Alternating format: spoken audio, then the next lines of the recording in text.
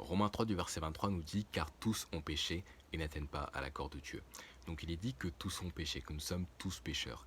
1 Jean 3 du verset 4 nous dit que quiconque commet le péché transgresse aussi la loi, car le péché est la transgression de la loi. Donc le fait de pécher, c'est simplement le fait de transgresser la loi de Dieu. Comme il est dit dans ces lois, que tu ne mentiras pas, tu ne voleras pas, tu ne commettras pas d'adultère, ou encore tu ne tueras pas, d'accord? Et bien sûr, les péchés que nous faisons donc, ce sont des choses qui sont donc contraires à ces lois-là. Donc le fait de mentir, voler, tuer, et ainsi de suite. Et bien sûr, il est dit après que nous ne devons pas atteindre la gloire de Dieu. La gloire de Dieu étant sa perfection, sa sainteté, sa pureté, donc son standard. Et bien sûr, nous devons atteindre cette perfection, ce standard-là que Dieu attend afin d'y accéder au paradis, qui est un endroit qui est parfait et sans péché, là où il est. Or, nous ne le pouvons pas puisque justement personne n'est juste sur terre, et donc personne n'est parfait quant à ces lois-là. Romains 3 du verset 10 nous dit justement que, selon qu'il est écrit, il n'y a point de juste, non pas même un seul. Et bien sûr, le péché ne reste pas impuni, puisqu'il est dit qu'il y a un salaire pour nos péchés. Romains 6 du verset 23 nous dit « Car le salaire du péché est la mort ». Donc pour nos péchés, nous méritons la mort physique. Mais ça ne s'arrête pas là, puisque nous avons une âme qui va soit au paradis ou soit en enfer. Et bien sûr, la Bible parle de l'enfer éternel qui est appelé le lac de feu et de soufre, qui est la seconde mort. Donc le lac de feu qui est pour toujours et à jamais. Et donc il est cité dans un verset qui sont ces personnes qui iront dans ce lieu-là. Apocalypse 21 du verset 8 nous dit « Mais les craintifs et les incrédules, et les abominables et les meurtriers, et les proxénètes et les sorciers, et les idolâtres, et tous les menteurs auront leur part dans le lac qui brûle avec le feu et le soufre, qui est la seconde mort. » Donc il est cité tout type de pécheurs, d'accord? Mais à la fin il est dit « Et tous les menteurs iront en enfer ». J'ai déjà menti, on a tous déjà menti au moins une fois dans sa vie, et vous comprenez bien que ne serait-ce qu'un seul péché, donc un seul mensonge peut donc nous envoyer en enfer, et qu'on a fait aussi pire que de mentir ou de voler, et ainsi de suite. Et donc la chose importante à comprendre, c'est qu'il y a une différence entre ce que nous voulons et ce que nous méritons, d'accord? Il y a une majorité de personnes qui veulent aller au paradis, et c'est un fait, mais il y a aussi cette majorité-là qui croit mériter le paradis. Or, est-ce que c'est ce que la Bible enseigne? La réponse est non, d'accord, puisque nous ne méritons pas le paradis, mais le contraire, l'enfer éternel. Mais Dieu ne veut pas que les hommes aillent en enfer, mais bien au contraire être sauvés de ce lieu. 1 Timothée 2 du verset 3 à 4 nous dit « Car cela est bon et acceptable à la vue de Dieu notre Sauveur, qui veut que tous les hommes soient sauvés et viennent à la connaissance de la vérité. C'est pour cela qu'il a fait quelque chose pour nous afin de nous sauver, donc de l'enfer éternel. C'est pour cela qu'il est dit dans Romains 5 du verset 8 qui prouve l'amour de Dieu pour les pécheurs, donc pour nous, qui dit « Mais Dieu dirige son amour vers nous, en ce que pendant que nous étions encore pécheurs, Christ mourut pour nous. » Donc Dieu par amour a envoyé son Fils Jésus-Christ, donc Fils de Dieu, Dieu manifesté dans la chair. Bien sûr, on parle de Trinité puisque Dieu est composé de trois personnes, donc un Dieu trinitaire, le Père, le Fils et le Saint-Esprit, et que ces trois-là forment un seul et unique Dieu. 1 Jean 5 du verset 7 nous dit « Car il y en a trois qui attestent dans le ciel, le Père, la Parole et l'Esprit Saint, et ces trois-là sont un. » Donc trois personnes qui forment un seul et unique Dieu. Donc le Père a envoyé son Fils Jésus-Christ, donc né de la Vierge Marie, et bien sûr, durant sa vie, il n'a commis aucun péché. 1 Pierre 2 du verset 22 nous dit « Lui qui n'a commis aucun péché et dans sa bouche aucune duplicité ne fut trouvée. » Donc il a été parfait en tout point, sans péché. Donc il a vécu une vie parfaite, sans péché, puisque justement il est Dieu manifesté dans la chair. Et sans controverse, grand est le mystère de piété, Dieu fut manifesté dans la chair. D'accord? Donc Dieu a été parmi nous, donc par Jésus-Christ. Donc il a fait beaucoup d'œuvres merveilleuses au nom du Père durant son ministère, c'est-à-dire de ressusciter des morts, chasser des diables ou encore guérir des malades, mais surtout le plus important, de prêcher la parole de Dieu. Et bien sûr, puisqu'il était souvent donc détesté par les Juifs, qui donc détestaient la parole de Dieu en ce temps-là et encore actuellement, et ils ont commencé à se moquer de lui, à l'insulter, et ensuite à être de plus en plus violents avec lui, donc de commencer à le frapper, et encore à cracher sur lui, et à faire toutes choses horribles à lui. Et donc à la fin, ils l'ont crucifié à la croix, donc ils l'ont condamné injustement à la croix, donc par malice, de par le gouverneur romain. Bien sûr, la Bible dit que lorsqu'il a été crucifié à cette croix, donc Jésus-Christ, condamné injustement, la Bible dit dans 1 Pierre 2 du verset 24, qui lui-même a porté nos péchés en son propre corps sur l'arbre. Donc, il a porté tous nos péchés. Donc, tous les péchés que j'ai faits dans ma vie, tous les péchés que vous avez faits dans votre vie, c'était comme si c'était Jésus-Christ qui les avait faits. Donc, il est mort pour tous nos péchés, passés, présents et futurs. Et bien sûr, après cela, il a été enseveli, donc mis dans un tombeau. Son âme et son esprit est allé en enfer pendant 3 jours et 3 nuits, donc en prenant la condamnation que nous méritions tous. Et le troisième jour, qu'est-ce qui s'est passé? Il a été ressuscité d'entre les morts, corporellement. Il a montré le trou dans ses mains à ses disciples, le trou de son côté. Et ensuite, après cela, il a fait son ascension au ciel, donc à la main droite de Dieu, donc du Père. Maintenant, est-ce que le fait que Jésus-Christ soit mort pour tout le monde et donc pour toute l'humanité signifie que tout le monde sera sauvé automatiquement?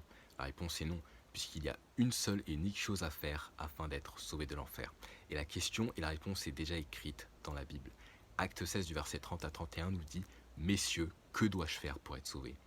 Et ils dirent « Crois au Seigneur Jésus-Christ et tu seras sauvé. » Donc la seule chose à faire afin d'être sauvé de l'enfer, c'est simplement de croire en Jésus-Christ. Croire signifie simplement de placer sa confiance en lui, c'est-à-dire de mettre sa confiance en l'œuvre rédemptrice, en ce qu'il a fait à la croix pour nous sauver de l'enfer seulement, et donc de ne pas mettre notre confiance en nous-mêmes ou en nos bonnes actions ou en notre propre performance, d'accord?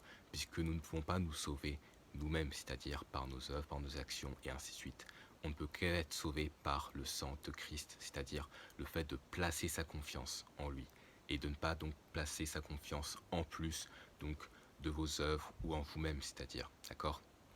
Il est dit dans Éphésiens 2 du verset 8 à 9, car par grâce vous êtes sauvés par le moyen de la foi, et cela pas de vous-même, c'est le don de Dieu, non des œuvres afin qu'aucun homme ne se vante.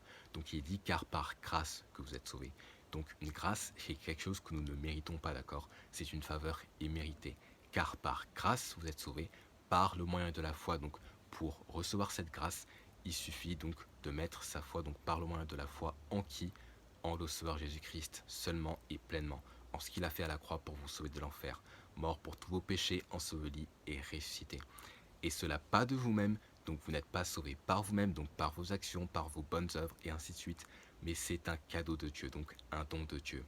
Donc Dieu vous offre ce cadeau donc du salut qu'il a payé pour vous afin de nous sauver de l'enfer et de vous sauver de l'enfer, d'accord?